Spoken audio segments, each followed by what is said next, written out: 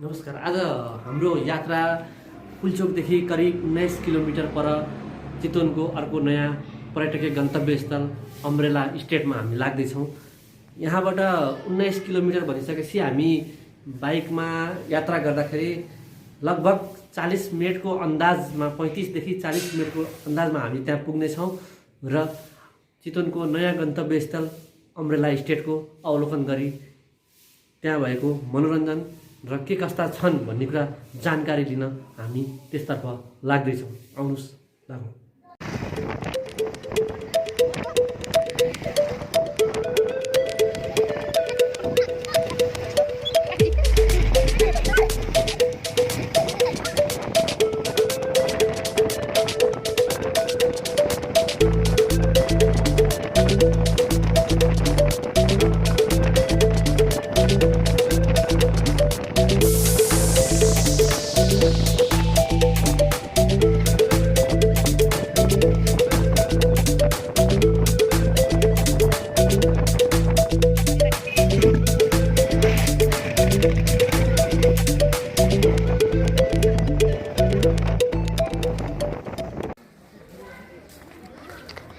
हामी यति बेला चितवनको पटेनीमा रहेको अम्ब्रेला स्टेटमा आइसकेका स्थलमा हामी आइपुगेका छौँ। आधा घण्टाको बाटोमै हामी निकै आकर्षक स्टेटमा आइसकेका छौँ। आउनुहोस् देखेको यहाँ अवलोकन गरौँ कस्तो छ। बाहिरबाट हेर्दाखेरि निकै आकर्षक र सुन्दर देखिएको यो अम्ब्रेला स्टेट।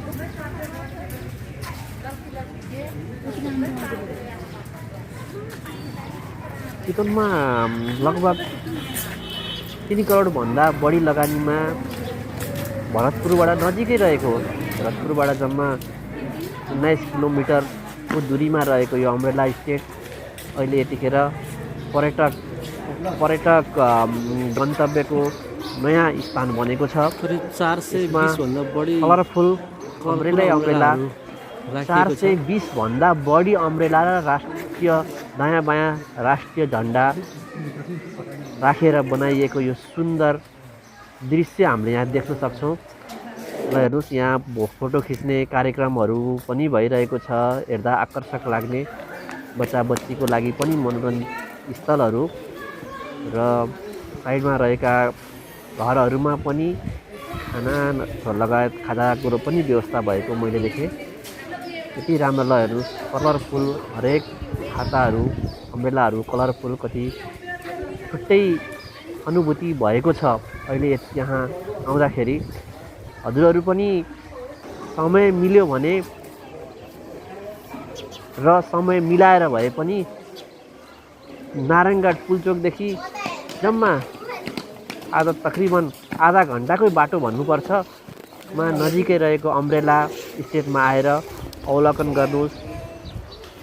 आन्तरिक पर्यटनको विकास गरौँ। आज म यस अम्ब्रेला स्टेटमा आउँदाखेरि छुट्टै अनुभूतिको साथसाथ एउटा हर्षित पनि छु। नजिकै रहेको एउटा बजारको माहौलमा, बजारमा कोलाहल बिचमा रहेको कोलाहल बिचमा बसिरहँदा छुट्टै एउटा शान्त वातावरणमा रहेको अम्ब्रेला स्टेटमा यतिखेर मैले यहाँ देख्न सक्छु आउनुभएका आगन्तुकहरू र यहाँ आउने पर्यटकहरू लगायत सम्पूर्ण आफ्नो फोटो खिच्न कार्यक्रममा नै व्यस्त हुनुहुन्छ। लगायत यहाँ देख्न सक्नुहुन्छ आकर्षक तस्बिरहरू। दायाँ बायाँ चितवन राष्ट्रिय निकुञ्जभित्र रहेका वन्यजन्तुहरूको तस्बिरहरू यहाँ देखाइएको छ, बनाइएको छ। यसले पनि छुट्टै आनन्दको एउटा आभास भएको छ। तपाईँहरूकै सहर नजिकै रहेको यस अम्ब्रेला स्टेटमा तपाईँहरूलाई निकै सुन्दर तस्बिरहरू भिजिट गर्नको लागि म अनुरोध गर्छु। र यस सँगसँगै नजिकैहरू पनि छ बनाएको तस्बिरहरू, जुन प्रिन्टहरू छ, एकदम हातले बनाइएको तस्बिरहरू लाग्छ एकदम हामीले 3D प्रिन्ट भन्छौँ। त्यो त के 3D प्रिन्ट भन्दा पनि उत्कृष्ट तस्बिरहरू साक्षात् फोटो खिचेको जस्तो भएको छ। यस तस्विरहरू हेर्दाखेरि कति आनन्द आएको छ। नेपाल सरकार संस्कृति पर्यटन तथा नागरिक उड्डयन मन्त्रालय भरतपुर महानगरपालिका 22 मा रहेको यो अम्ब्रेला स्टेटमा सुन्दर तस्विरहरू देख्न सक्छौँ। हजुरहरूले पनि यो भिडियो हेर्दाखेरि हजुरहरूको मन पनि कहिले जाउँ जस्तो भएको होला पक्का पनि। तपाईँहरूलाई यहाँ आउनको लागि पनि वेलकम गर्न चाहन्छु र भिडियो हेर्नुभएको छ। आई लभ यु पटिहानीमा रहेको यो ठाउँ पानीको कति राम्रो दृश्य देखिएको छ र यो साथमा रहेको रापती नदीको किनारमा रहेको यहाँबाट रापती नदी सँगसँगै चितवन राष्ट्रिय निकुञ्जको पनि अवलोकन गर्न सकिन्छ। यहाँ बोटिङको पनि व्यवस्था छ, तल बोटिङ पनि गरेर यहाँको मनोरञ्जन र बोटिङको आनन्द पनि लिन सकिन्छ। उतापट्टि पारिपट्टि रहेको नेपालको ठुलो चितवन राष्ट्रिय निकुञ्जको दृश्य हो र यहाँ उतापट्टि रहेका आकृतिहरू जुन हामीले अहिले क्यामेरामा देखिरहेका छौँ ती तस्विरहरूले पनि छुट्टै आनन्द दिएको छ।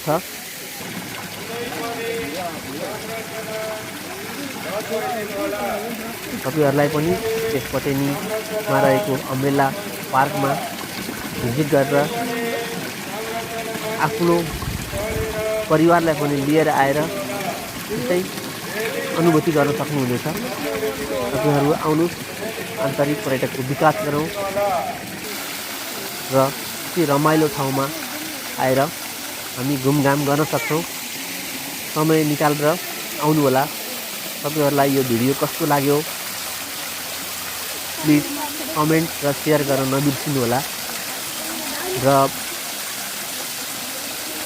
यस मेरो च्यानलमा रहेको तल रहेको सब्सक्राइब बटन, रातो बटनलाई सब्सक्राइब गर्नुहोला भन्दै म तपाईँहरूलाई पुनः यो भिडियो सेयर गरौँ, आन्तरिक पर्यटकको विकास गरौँ र नेपाल भ्रमण वर्ष 2020लाई सफल पार्नु हुन सम्पूर्णमा अनुरोध गर्दै पुनः अम्ब्रेला स्टेटमा हजुरहरू भिजिट गरेर आन्तरिक पर्यटकको विकास गर्नु हुन अनुरोध गर्दै यस भिडियोबाट म बिदा माग्छु। हस्त, धन्यवाद, नमस्कार। सब्सक्राइब गर्न र सेयर गर्न नभुल्नुहोला। Thank you.